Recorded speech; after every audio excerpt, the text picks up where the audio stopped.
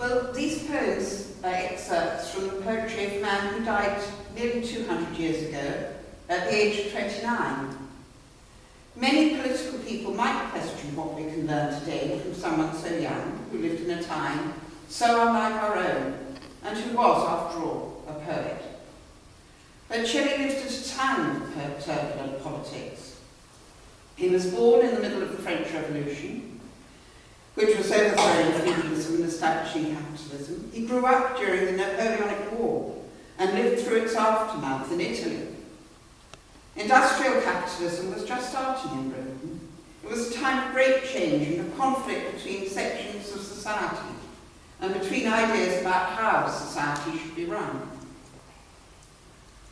Thomas Paine, Mary Wollstonecraft, William Godwin, William Cobbett, and others were trying to define and address the problems in society, while others, like Thomas Malthus and Edmund Burke, were trying to defend the ruling class ideas. Parliament, dominated by the rich minority, was using the law to enforce their ideas and interests. Shelley came from this ruling class, but his father was associated with some of the more progressive elements. He became an MP in 1790 to vote for the anti-slave trade bill. That is Shelley's father, not Shelley's son, who wasn't born then. From an early age, Shelley learned that it was possible to challenge and change the way things are done. He also learned that a person who is progressive in one area may not be in another. The Duke of Norfolk opposed slavery and supported Catholic emancipation, but he also enclosed common land, taking it away from the poor. Shelley's own father would not countenance arguments for atheism and cut Shelley off when Oxford University expelled him over the pamphlet The Necessity of Atheism. For Shelley, the right to reason and discuss was crucial. You cannot truly understand the world if some questions are taboo, nor is it enough to speak and argue for higher principles while ignoring them in your own life. The break with his father and his class was not about atheism, but about the right to think and reason for oneself, and to act on the conclusions of such reasoning. Shelley was fascinated by science, philosophy and politics on one hand, and theatre, poetry and the arts on the other. He became a political agitator in Ireland, Wales and England. He supported progressive schemes for education, transport and social organisation, and spoke out in defence of the victims of oppression. When he talked of deeds, not words, Shelley spoke from experience of both, but he came to realise that he could best agitate by his writing. From Queen Mab in 1812 onwards, his poetry included scientific and political ideas. It's no wonder that this poem was repeatedly parroted and circulated in the working class, becoming known as the Chartist Bible. His later work continued this pattern, as we have heard. The sonnet Ozymandias contains a political statement about power, look on my works, ye mighty, and despair. Similarly, in the Ode to the West Wind, nature makes a point about the evanescence of oppression. If winter comes, can spring be far behind? Lenin Sistner was about revolution and made the significant point that oppression in one area of society cannot be divorced from oppression generally.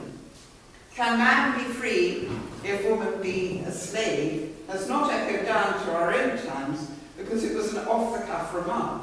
Sistner was presented as at least the equal of Lenin as an agitator and revolutionary, and Sistner has just arrived.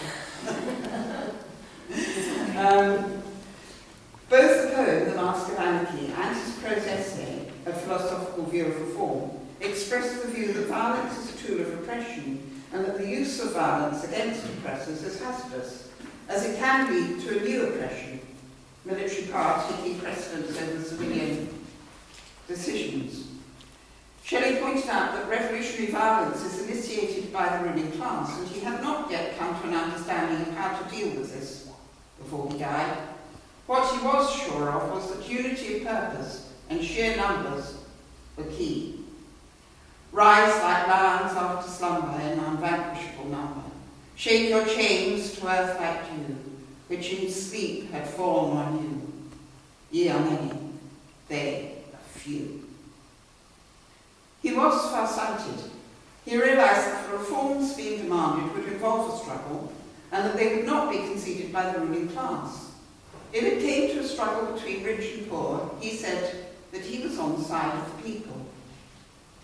This brings me to the fundamental principle underpinning Shelley's work, that society must be based on equality.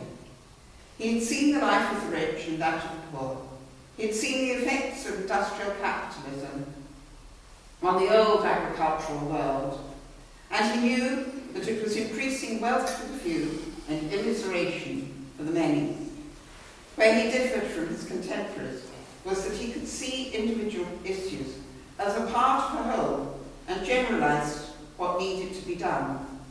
As a result, other writers of his time, such as Bentham and Cobbett, seem parochial, addressing issues which are no longer relevant, whereas Shelley continues to speak with the utmost relevance. At a time when the extremes of wealth and poverty are unbelievably far apart, we can learn from this man who understood that through poetry and political agitation, people could be informed and brought into unity to stand up and fight for equality. I hope that you'll read the book and agree that he had a truly revolutionary life.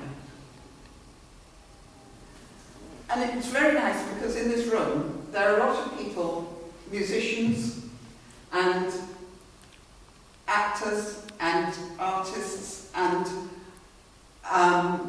Shelley scholars and political people, and I think that it's good, it'll be a good opportunity for people to unite and